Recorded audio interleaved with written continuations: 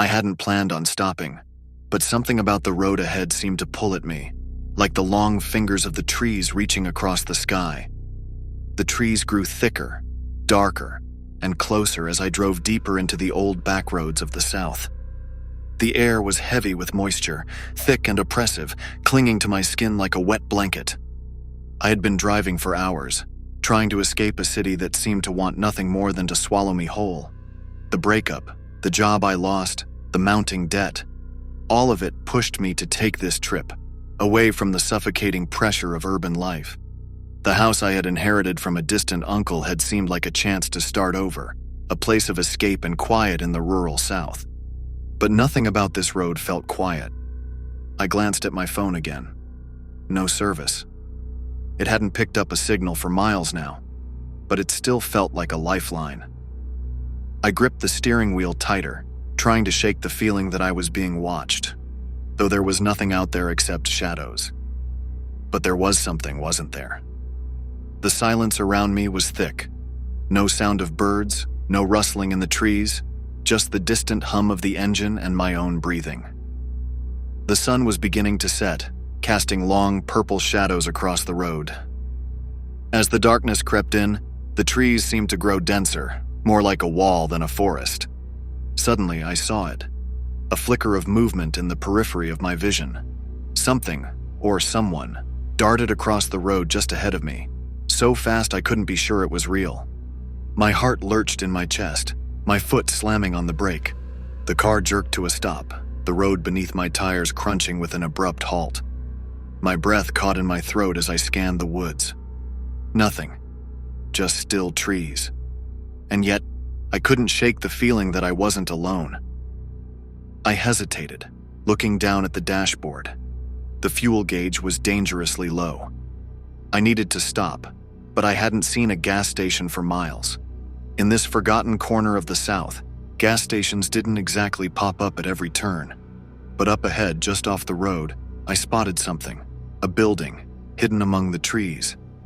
I hadn't noticed it before. The way it sat, half buried in the woods, it could have easily been mistaken for a part of the landscape. It was an old shack, decrepit and sagging with age. Its wooden boards were gray with rot, the windows smudged with grime. But there, at the edge of the property, a rusted gas pump stood like an ancient relic. With no other options, I pulled in. The shack was worse up close. It looked abandoned, but the gas pump had a dusty open sign still hanging by it, swaying slightly in the breeze. I stepped out of the car, the air around me thick with humidity, and the faint smell of something rotting drifted through the breeze. It was subtle, but it was there, curling into my nostrils, making me pause. As I approached the gas pump, I heard a creak behind me. Slowly, I turned my head toward the shack. The front door was ajar now, as if it had been nudged open. My heart pounded, a steady thud in my ears. The shack was staring back at me. I forced myself to look away, telling myself it was the wind or maybe an animal. But the silence. There was something wrong with the silence. It wasn't just quiet. It was an absence of sound, a void that pressed against my skull. I hurried to pump the gas. The handle felt rough and slick with grime. The pump groaned as it started, the old mechanism inside sputtering to life. Each click of the meter felt like a countdown, a ticking clock marking time I didn't want to waste here. And then, I heard it. A voice. Low, barely more than a whisper, drifting out from the shadows of the shack. Need something? I froze. It wasn't just the voice, but the tone. Too casual, too familiar. I turned slowly, my gaze drifting toward the door. A man stood there, half hidden in the shadows, watching me with dark eyes. He was tall and lanky, his clothes hanging loose on his bony frame. There was something off about the way he stood, too still, too expectant, like he had been waiting for me. I'm just filling up, I said, my voice cracking more than I'd like. The man didn't move. He just smiled, his teeth yellow and uneven. Behind him, another figure moved. I hadn't noticed him before, but now he was there, shorter, bulkier, with a face that seemed far too pale for the oppressive southern heat. You sure?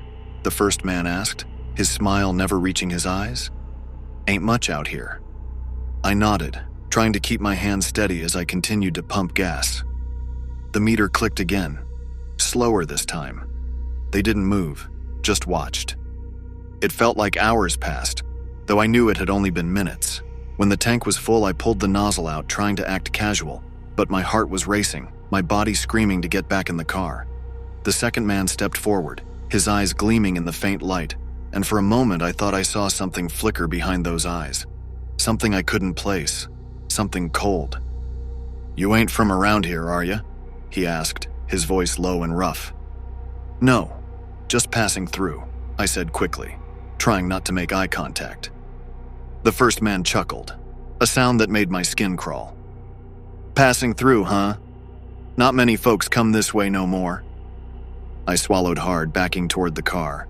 "Yeah, well, I should be on my way."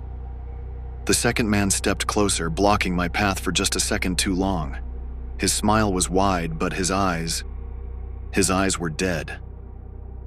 "There's always room here," he said, his voice barely above a whisper. I don't know how I made it back into the car, but the moment the door slammed shut behind me, I felt a wave of nausea roll through me. My hands shook as I gripped the steering wheel, my knuckles white, sweat pooling at my temples. The engine sputtered to life and I peeled out of there, gravel kicking up behind me. But even as I sped down the road, I couldn't shake the feeling that something had followed me. I glanced in the rearview mirror, expecting to see those two men standing in the road watching me. But they weren't there.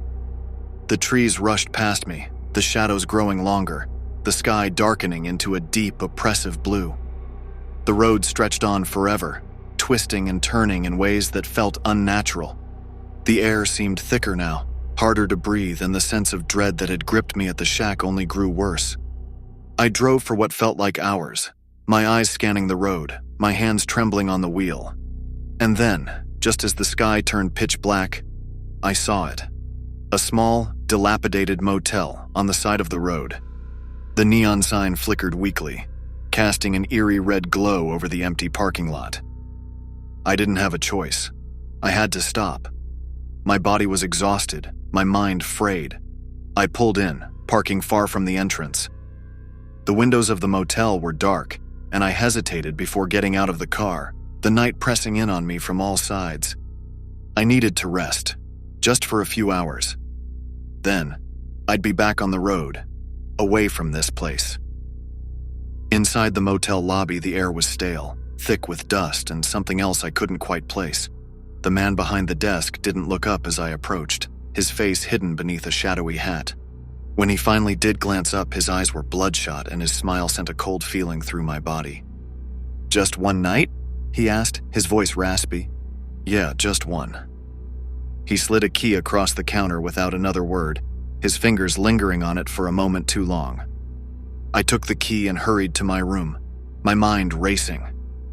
The hallway stretched out before me, long and narrow, the lights flickering ominously overhead. My footsteps echoed as I walked, each step feeling heavier than the last. The door to my room creaked as I pushed it open. It was small, a single bed, a broken lamp, a cracked mirror on the wall.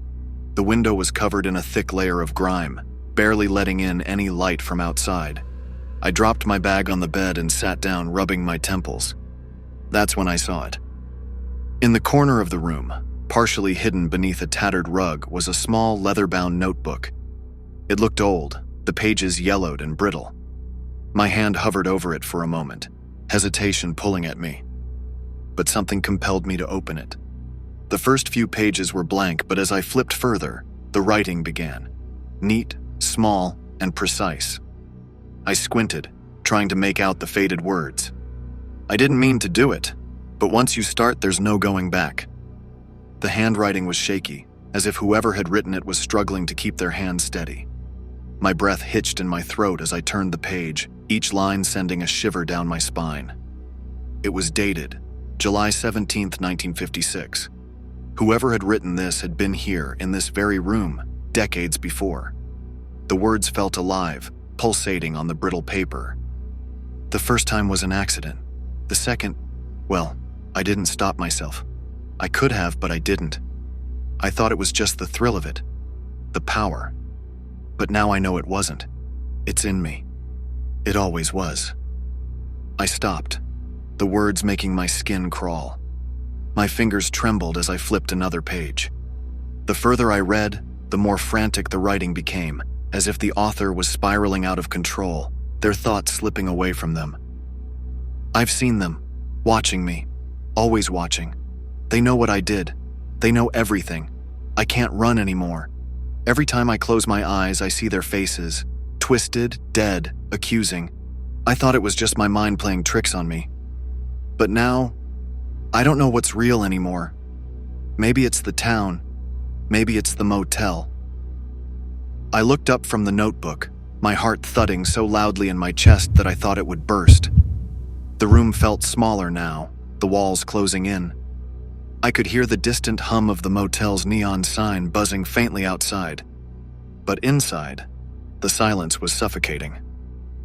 The feeling that I was being watched crept back in, stronger now. My eyes darted around the room, landing on the cracked mirror in the corner. The reflection in it looked wrong, distorted, like something was off. But I couldn't put my finger on it. I stood up slowly, moving toward the mirror, my pulse quickening with each step. I wasn't alone. In the reflection, behind me, there was something, a shadow, shifting just beyond my field of vision. I spun around, my eyes searching the room, but there was nothing.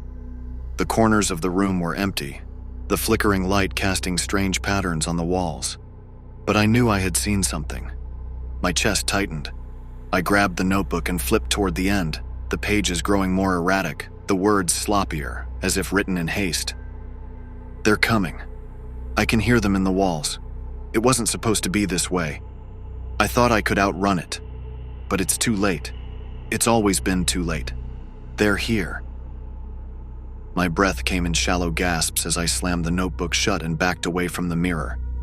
My legs felt weak, my mind racing. Something was wrong with this place, this motel, this room. I could feel it, deep in my bones, like a chill that seeped into my marrow. I grabbed my bag ready to leave when I heard it, a faint tapping. It was soft at first, barely audible, but then it grew louder, more insistent. It was coming from the walls. I froze, the blood draining from my face as I strained to listen. The tapping wasn't random. It had a rhythm, like someone or something was trying to get my attention. My eyes locked onto the far corner of the room, where the wall met the floor. That's where it was coming from. I didn't want to look.